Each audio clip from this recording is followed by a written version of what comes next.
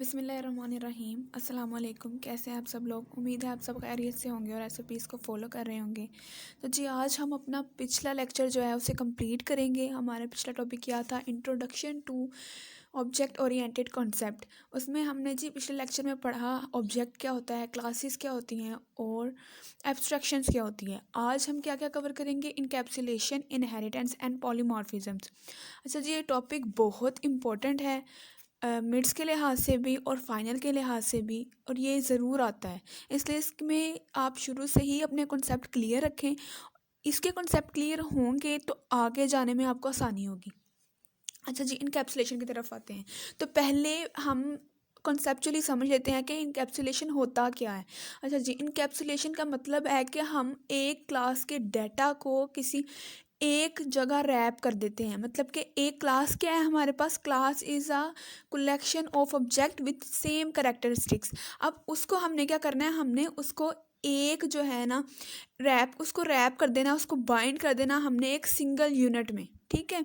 हम अब ये बात आती है कि हमने उसको बाइंड क्यों करना है, हम क्यों करें उसको बाइंड सिंगल यूनिट में? तो जी एक क्लास को दूसरी क्लास से सेफ रखने के लिए, या मतलब है कि एक क्लास का डाटा जो है वो दूसरी क्लास का डाटा एक्सेस ना कर सके, इसलिए हम एक क्लास के जो हमारे पास डाटा होता है वो हम उसको एक ही जगह पे रैप कर देते हैं। अच्छा, हमें ये एग्जांपल से ज़्यादा अच्छा समझ आएगा तो हम अपने कॉलेज की एग्जांपल ले लेते हैं। कॉलेज की एग्जांपल लेते हैं जी। वहाँ अब हमारा जो डाटा है, हम स्टूडेंट्स का जो डाटा होगा वो एक अलग जगह उन्होंने रखा होगा, यानी वो क्लर्क से पास होगा। ठीक है, हमारे क्लर्क्स जो हैं उनके पास हमारा डाटा होता है, और जो टीचर्स का डाटा होता है वो एक अलग जगह पर होगा, और जो क्लर्क्स का अपना डाटा होता है वो एक अलग जगह पे होगा। अब स्टूडेंट्स के डाटा में क्लर्क्स का डाटा तो नहीं आ सकता, ठीक है, और क्लर्क्स के डाटा में टीचर्स का डाटा नहीं आ सकता। इसी तरह हमने एक डाटा को, हर एक क्लास के डाटा को अलग अलग जगह पे एक सिंगल यूनिट पे बाइंड करके रखा होता है। अब अगर इसकी एग्जांपल हम एक ऑर्गेनाइजेशन के ज़रिए ले लें कि अगर एक ऑर्गेनाइजेशन है, उनमें हमारे पास जो हमारे एम्प्लॉयज़ हैं उनका डाटा हमारे पास अलग होगा, और जो हमारे फाइनेंशियल सारा हैंडल कर रहे हैं एम्प्लॉय वो डाटा अलग होगा, और जो हमारे मैन्युफैक्चरिंग कर रहे हैं उनका डाटा अलग होगा, ताकि ये एक दूसरे में मिक्स ना हो सकें और हमें मैनेजमेंट में आसानी हो। ठीक है, देखें जी, जैसे कि अब हम बात ही आती है कि अगर डाटा अलग अलग है तो क्या हम इन्हें एक्सेस कर सकते हैं? एक क्लास का डाटा क्या दूसरी क्लास एक्सेस कर सकती है? हाँ जी, कर सकती है। कैसे? अपने मेंबर फंक्शन से। अगर किसी क्लास में कोई ऐसा फंक्शन कॉल हो रहा है जो किसी दूसरी क्लास में पाया जाता है, या किसी दूसरी क्लास की वो प्रॉपर्टी है, तो वो उसे एक्सेस कर सकती है। अब इसको भी अगर हम एग्जाम्पल के ज़रिए देखें तो हमारा जी, हम स्टूडेंट्स का डाटा है क्लर्क के पास है। ठीक है, स्टूडेंट्स का डाटा जो आ गया हमारा क्लर्क के पास है। सर जी, ये स्टूडेंट्स का जो डाटा है,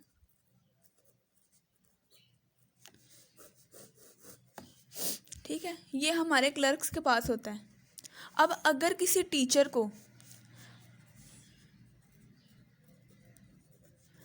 को किसी स्टूडेंट का डाटा चाहिए तो वो पहले परमिशन लेगी क्लर्क से।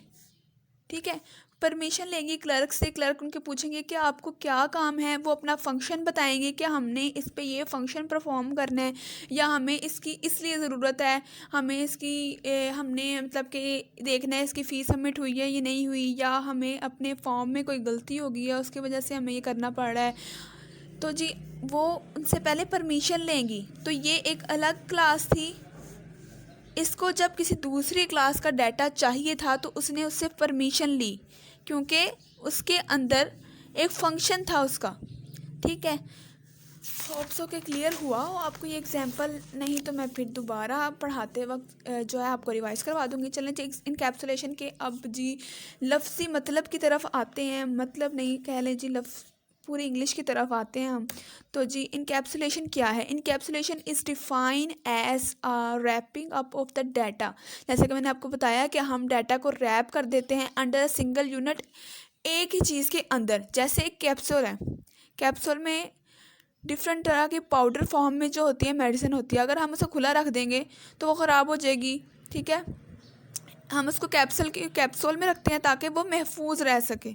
अच्छा जी, आगे अंडर अ सिंगल यूनिट ये हो गया जी इनकैप्सुलेशन द वेरिएबल और data of the class are under from are hidden from any other class, यानी जो एक क्लास का डाटा होता है वो दूसरी क्लास के डाटा से हम छुपा के रखते हैं ताकि वो मिक्सअप ना हो सकें, वो कोई मैस ना क्रिएट कर सकें। And can be accessed only through any member function, जैसे मैंने आपको बताया कि वो दूसरी क्लास का डाटा सिर्फ इसलिए इस सूरत में हासिल कर सकता है कि अगर उसके पास कोई मेंबर फंक्शन कॉल हो रहा है ऑफ देयर क्लास, उस क्लास का इन विच दे आर डिक्लेयर, जिसमें वो डिक्लेयर कर दिया गया। ठीक है, अगर एक क्लास में किसी दूसरी क्लास का मेंबर फंक्शन कॉल हो रहा है तब वो उस क्लास के डाटा को एक्सेस कर सकता है। अच्छा जी, अब आगे देखते हैं। They are declare as in encapsulation the data in a class is hidden from other class, जैसे कि हमें पता है कि एक डाटा क्लास मतलब एक क्लास का डाटा दूसरी क्लास के डाटा से अलग होता है, छुपा हुआ होता है, तो हम इसे डाटा हाइडिंग भी कहते हैं। बाज़ दफ़ा ये हमारे बोर्ड के एग्ज़ाम में, हमारे पंजाब यूनिवर्सिटी के एग्ज़ाम में हमें कंफ्यूज करने के लिए ये क्वेश्चन भी दे देते हैं कि एक्सप्लेन डाटा हाइडिंग। ठीक है, आपने इसको अच्छे से पढ़ना है और एग्जाम्पल हर क्वेश्चन के साथ आपने देनी है। एग्जाम्पल के बगैर हमारा सवाल बहुत ही मीनिंगलेस लगता है, इसलिए एग्जाम्पल आपने ज़रूर देनी है। नेक्स्ट हम मूव करते हैं जी इनहेरिटेंस की तरफ। अच्छा जी, अब इनहेरिटेंस की तरफ हम आ गए तो हम देखते हैं कि इनहेरिटेंस होती क्या है। पहले हम देखते हैं कि इनहेरिटेंस में रियल लाइफ में इनहेरिटेंस क्या है। तो रियल लाइफ में इनहेरिटेंस जब हम कुछ अपने पेरेंट्स से इनहेरिट कर लेते हैं, हम बाय बर्थ अपनी एक बहुत सी चीज़ें अपने पेरेंट्स से इनहेरिट कर लेते हैं या अपने ग्रैंड पेरेंट्स से इनहेरिट करते हैं। तो मतलब ये होता है कि हमने उनके कुछ फंक्शंस उनकी कुछ प्रॉपर्टीज़ हम में आ गई हैं। बिल्कुल प्रोग्रामिंग में भी इनहेरिटेंस की यही मतलब है। प्रोग्रामिंग में ऑब्जेक्ट ओरिएंटेड प्रोग्रामिंग में इनहेरिटेंस का कॉन्सेप्ट बहुत ही ज़्यादा इम्पोर्टेंट है। और जी इसका मतलब क्या होता है कि एक इनहेरिटेंस है, हमने एक प्रोग्राम लिखा तो एक क्लास में जो प्रॉपर्टीज़ हैं उसको दूसरी क्लास इनहेरिट कर लेगी। कैसे पॉसिबल है ये कि जैसे हमने एक क्लास लिख ली है, एक पेरेंट क्लास लिख ली है, अब हम दूसरी क्लास लिख रहे हैं तो उसने क्या करना है कि अपना कोड लिखते वक्त अपने पेरेंट क्लास की प्रॉपर्टीज़ भी इनहेरिट कर लेनी है, ओवरराइड कर लेनी है या ओवरलोड कर लेनी है।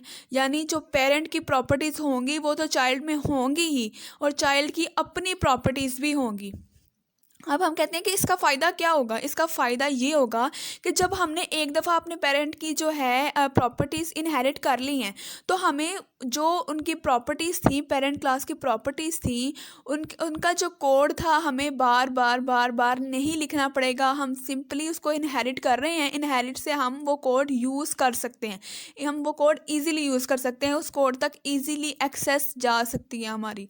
ठीक है जी, अब देखते हैं जी इनहेरिट का लफ्ज़ी मतलब हम इस तरफ आते हैं कि इनहेरिटेंस की डेफिनेशन क्या है, और साथ साथ मैं आपको बताऊंगी कि इसका मतलब क्या है। Inheritance is an important pillar of ऊप ऑब्जेक्ट ओरिएंटेड प्रोग्रामिंग। ये मैंने आपको बताया कि इनहेरिटेंस बहुत ही इंपॉर्टेंट है ऑब्जेक्ट ओरिएंटेड प्रोग्रामिंग में, बिकॉज ये हमारी रीयूजेबिलिटी इंक्रीज़ करता है। हमें एक कोड बार बार नहीं लिखना पड़ता, सिंपली एक क्लास के कोड को दूसरी क्लास में इनहेरिट किया और उसे यूज़ कर लिया। The capability of the class to derive property and characteristic from an other class is called inheritance। जैसे कि मैंने आपको बताया कि अगर एक क्लास किसी दूसरी क्लास की प्रॉपर्टीज़ इनहेरिट कर लेती है, उसके फंक्शन इनहेरिट कर लेती है, तो वो क्या होगी, वो होगी इनहेरिटेंस। ठीक है, अब ये बात आपने ध्यान से रखनी है, जिस क्लास ने इनहेरिट की है। ठीक है, जैसे हम ये देखें, ये हमारे पास क्लास ए थी और ये हमारे पास आ गई क्लास बी। क्लास ए की जो प्रॉपर्टीज़ थी वो क्लास बी ने इनहेरिट की हैं। ठीक है, तो जिसने इनहेरिट की हैं वो होगा चाइल्ड, और जिससे इनहेरिट की गई हैं वो है पेरेंट। ठीक है, या सुपर क्लास। ठीक है, ये होगा पेरेंट या सुपर क्लास, ये होगी चाइल्ड क्लास। ठीक है, अब देखते हैं जी when we write a class we inherit property from other classes. मैंने बताया कि जब हम एक क्लास लिखते हैं हम उसमें एक दूसरी क्लास की प्रॉपर्टीज़ जो हैं वो इनहेरिट कर लेती हैं। So we create a class, we do not need to write all the properties and function again and again as they can be inherited from an other class that processed it. यानी हमें एक code बार बार बार बार नहीं लिखना पड़ता, हमारा time save करता है, ये रीयूजेबिलिटी बढ़ाता है, हमारी एफर्ट को, हमारी स्ट्रगल्स को सेव करता है। हम सिंपली एक क्लास की प्रॉपर्टीज़ दूसरी में इनहेरिट करेंगे और उसका कोड यूज़ कर लेंगे, उसके फंक्शंस, उसकी प्रॉपर्टीज़ यूज़ कर लेंगे। Inheritance allow the user to reuse the code whenever possible and reduce it redundancy. ठीक है जी, एक ये जो है रीयूजेबिलिटी बढ़ाता है और एक ये मतलब एक ही प्रॉपर्टीज़ अगर हम अपने प्रोग्राम में बार बार बार बार लिखते हैं तो देखने वाले पर, एग्जामिनर पे या किसी भी प्रोग्रामर पे कितना बुरा इफेक्ट पड़ता है। वैसे ही हमने अगर इनहेरिटेंस की हो वो हमारी रिडंडेंसी भी कम होगी और हमारी रीयूजेबिलिटी भी बढ़ेगी। ठीक है जी। अच्छा जी, अब इसकी टाइप्स के बारे में आए तो इसकी जो टाइप्स हैं वो हैं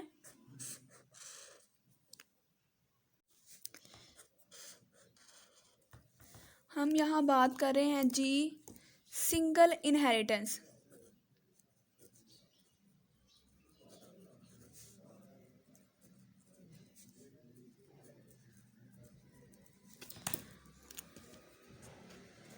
टाइप्स ये आप साथ साथ नोट कर लीजिएगा ताकि बाद में जब आप एक दफ़ा देखें तो आपके जहन में आ जाए। ठीक है जी। सिंगल इनहेरिटेंस में क्या होता है, एग्जैक्टली हमारे पास एक ही पेरेंट होगा और उसका एक ही चाइल्ड होगा। ठीक है, one parent and only one child. ठीक है, ये हमारी हो गई जी सिंगल इनहेरिटेंस। अब हम आते हैं जी मल्टीपल इनहेरिटेंस। मल्टीपल इनहेरिटेंस में क्या है जी कि चाइल्ड क्लास हमारे पास एक ही है लेकिन पेरेंट क्लास हमारे पास दो हैं। जब एक child class more than one parents से मतलब मोर देन वन पेरेंट्स की जो प्रॉपर्टीज़ हैं वो इनहेरिट कर लेती है, उसके फंक्शन इनहेरिट कर लेती है, तो वो हमारे पास क्या होती हैं, multiple inheritance. Means one child and more than one parent, यानी उसने जो प्रॉपर्टीज़ हैं वो एक से ज़्यादा पेरेंट की इनहेरिट की हुई है। ठीक है जी। अब हम आते हैं जी मल्टी लेवल इनहेरिटेंस। अच्छा जी, ये जो मल्टीपल इनहेरिटेंस है और मल्टी लेवल इनहेरिटेंस है इसका डिफरेंस पेपर्स में बहुत दफ़ा पूछा होगा, इन दोनों को आपने क्लियरली याद रखना है। ठीक है जी। मल्टीपल इनहेरिटेंस का क्या मतलब होता है कि मोर देन वन पेरेंट और वन चाइल्ड। और जी मल्टी लेवल इनहेरिटेंस का हम देख लेते हैं। मल्टी लेवल इनहेरिटेंस में क्या होता है जी,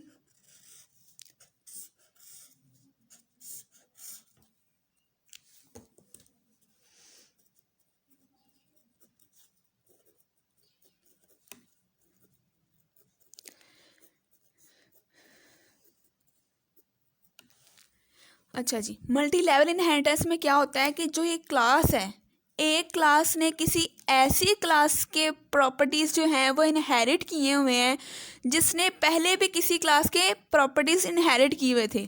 अच्छा जी, ये आपको ज़रा लाइन जो है बड़ी मुश्किल सी लगी होगी तो मैं इसको आसान कर देती हूँ कि एक क्लास ने प्रॉपर्टीज़ इनहेरिट की हैं किस क्लास की, जो पहले ही एक चाइल्ड थी, यानी एक चाइल्ड क्लास ने किसी दूसरी चाइल्ड क्लास की प्रॉपर्टीज़ इनहेरिट कर ली हुई हैं। क्या मतलब क्या समझे आप, मतलब एक क्लास जो है उसने प्रॉपर्टीज़ इनहेरिट कर ली हैं पहले ही किसी चाइल्ड क्लास की।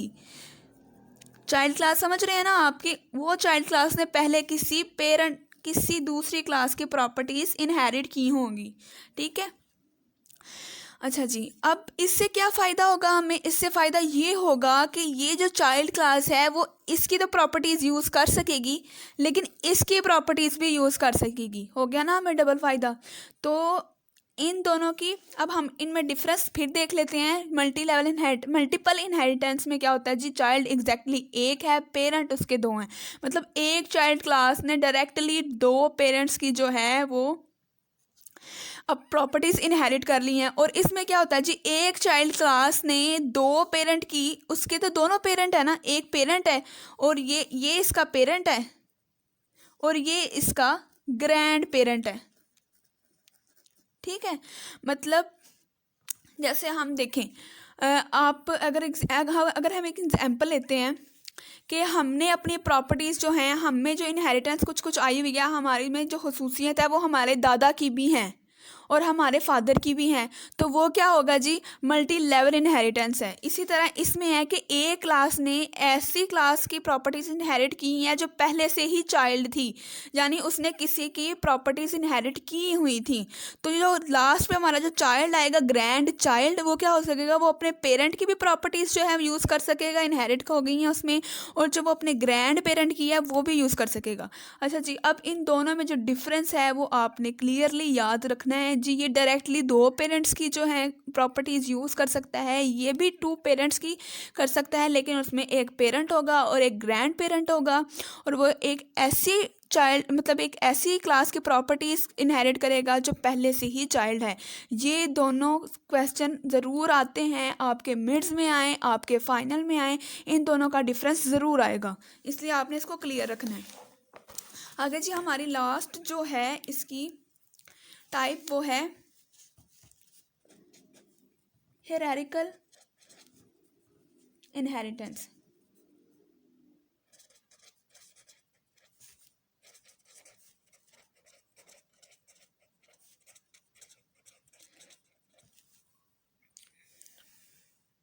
इनहेरिटेंस में क्या होगा जी? एग्जैक्टली हमारे पास पेरेंट एक होगा, पेरेंट हमारा सिर्फ एक ही होगा, लेकिन चाइल्ड हमारे पास ज़्यादा होंगे, मोर देन टू।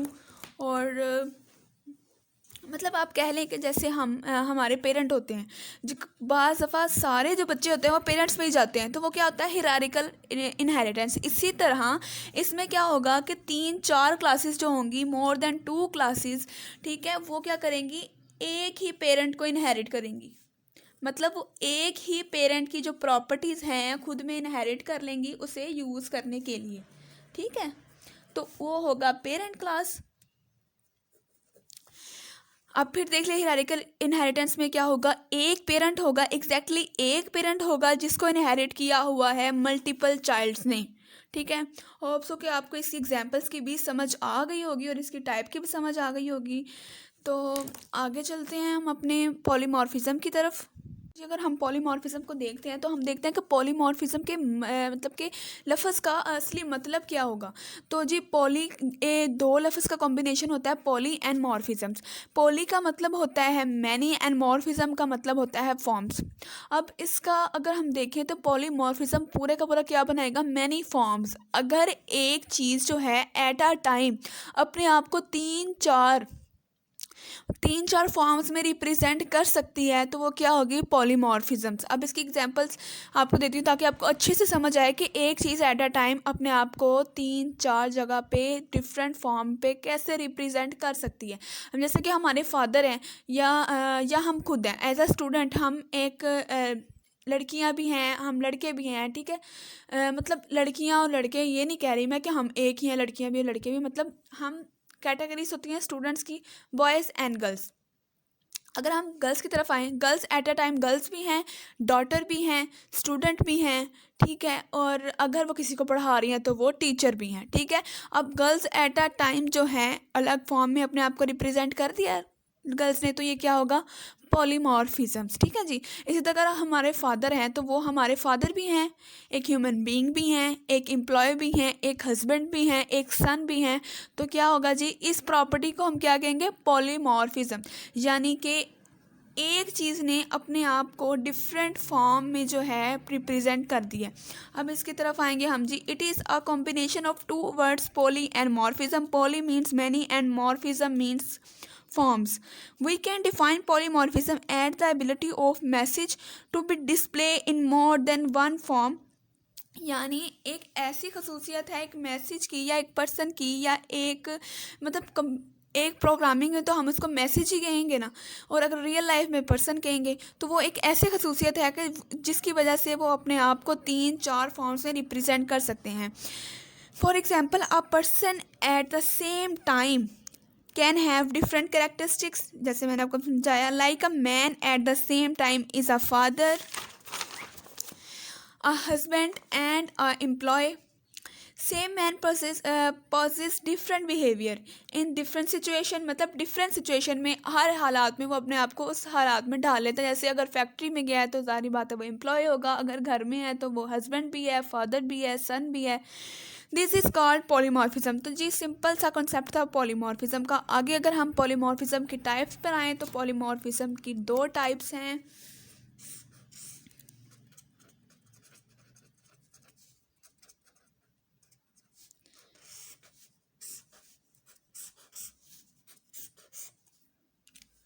एक है जी कंपाइल टाइम और एक है रन टाइम पॉलीमॉर्फिज्म्स। अच्छा जी, कंपाइल टाइम वाले में हमारे पास फर्दर 2 टाइप्स आती हैं। एक हमारी है उसमें function overloading and operator overloading. और रन टाइम में हमारे पास उसकी सिर्फ बाकी फर्दर एक ही टाइप है जो कि है फंक्शन ओवरराइडिंग। अच्छा जी, अब इन 3 टर्म्स को समझते हैं कि है क्या क्या। फंक्शन ओवरलोडिंग की तरफ आते हैं तो फंक्शन ओवरलोडिंग हमारे पास क्या होगी, जब हमारे पास मोर देन यानी एक से मोर देन 1 फंक्शन होंगे, यानी हमारे पास एक से ज़्यादा फंक्शन है जिनका नाम तो सेम है लेकिन पैरामीटर डिफरेंट है, तो उसे हम क्या कहेंगे, फंक्शन ओवरलोडिंग। अब पैरामीटर डिफरेंट कैसे हो सकते हैं, मे बी उन पैरामीटर्स के नेम चेंज हो, उनका सीक्वेंस चेंज हो या उनकी टाइप चेंज हो। ठीक है जी। अगर ऑपरेटर ओवरलोडिंग की तरफ आए तो ऑपरेटर हमारे पास क्या होता है जी, प्लस माइनस मल्टीप्लाई, ये साइन हमारे पास होते हैं ऑपरेटर।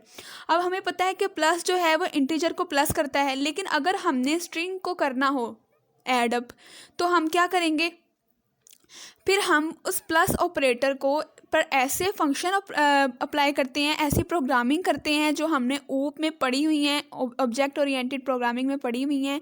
हम उस ऑपरेटर को ओवरलोड करते हैं जिससे अगर हम प्लस को किसी 2 स्ट्रिंग्स के दरमियान में रखेंगे तो वो उसे ऐड करेगा, जिसको क्या कहते हैं जी, कनकैटिनेशन। ठीक है जी, इसको हम कहते हैं अपना ऑपरेटर ओवरलोडिंग। ठीक है जी, अब इसको ज़रा जी हम पढ़ लेते हैं एक दफ़ा। Function overloading when there are multiple functions with the same name but different parameters. ठीक है जी, यानी नेम सेम है बिल्कुल फंक्शंस के, लेकिन उनके पैरामीटर अलग हैं। किस तरह अलग हैं, हो सकता है उनका सीक्वेंस अलग हो, टाइप्स अलग हो, या उनकी क्या कहते हैं नेम अलग हो। अब जी operator overload, we can make plus for string class to concatenate 2 string, यानी हम प्रोग्रामिंग करके इस प्लस को इस तरह बना सकते हैं कि ये 2 स्ट्रिंग्स की कनकैटिनेशन कर सके। हम इस प्लस के पीछे ऐसी प्रोग्रामिंग भी लिख सकते हैं कि लिखेंगे हम प्लस ही, लेकिन वो फंक्शनैलिटी माइनस की परफॉर्म करेगा। ये हमारी क्या कहते हैं जी, डिपेंड करता है हमारी प्रोग्रामिंग पे। अच्छा जी, अब रन टाइम पे हमारे पास क्या होता है, फंक्शन ओवरराइडिंग। अब फंक्शन ओवरराइडिंग क्या है जी, फंक्शन ओवरराइडिंग ये है कि एक चाइल्ड का और एक पेरेंट का, मतलब चाइल्ड और पेरेंट के पास सेम फंक्शन हैं जिनके नाम भी बिल्कुल सेम हैं, उनके पैरामीटर भी बिल्कुल सेम हैं। ओवरलोडिंग में क्या था जी, नाम सेम होंगे लेकिन पैरामीटर डिफरेंट होंगे, और ओवरराइडिंग में क्या है जी, नाम भी सेम है और पैरामीटर भी सेम है। यहीं जो हमारा ये टॉपिक होता है ख़त्म। उम्मीद है आप सबको समझ आई होगी, आपके कॉन्सेप्ट क्लियर होंगे। अगर आपको इस पूरे टॉपिक में कोई भी मसला है तो आप मुझे कमेंट में बताएं, अपना फीडबैक दें, ताकि ताकि मैं उसे जो है ओवरकम कर सकूं, आपको समझा सकूं। और जी अगर कोई आपका क्वेश्चन है तो भी आप कमेंट में पूछ सकते हैं मुझे। बाकी जी अपना ख्याल रखें, स्टे होम, स्टे सेफ, अल्लाह हाफिज़।